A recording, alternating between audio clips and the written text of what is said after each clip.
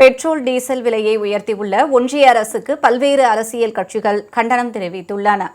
Marxist communist மாநில செயலாளர் பே. சண்முகம் வெளியிட்டுள்ள எக்ஸல பதிவில், பெட்ரோல் டீசல் விலை உயர்வு மக்களின் அன்றாட வாழ்க்கையில் பாதிப்புகளை உருவாக்கும் என்றும் அத்தியாவசிய பொருட்களின் விலை கடுமையாக உயரும் என்றும் குறிப்பிட்டுள்ளார். மதுரை நாடாளுமன்ற உறுப்பினர் சு. வெங்கடேசன் வெளியிட்டுள்ள எக்ஸல பதிவில், பெட்ரோல் டீசல் விலை உயர்வால் ஆட்டோ, கால் டாக்ஸி ஓட்டுநர்கள், உணவு விநியோக ஊழியர்கள் கடுமையாக பாதிக்கப்படுவார்கள் என தெரிவித்துள்ளார்.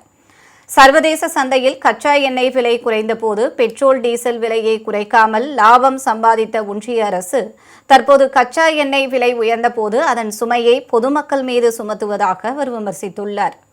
விடுதலை சிறுத்தைகள் கட்சித் தலைவர் தொல் திருமாவளவன் வெளியிட்டுள்ள அறிக்கையில், 5 மாநில தேர்தல் முடியும் வரை பொறுத்திருந்த பாஜக ஒன்றிய அரசு தற்போது பெட்ரோல் மற்றும் டீசல் விலையை உயர்த்தியுள்ளதை கண்டிப்பதாக கூறியுள்ளார்.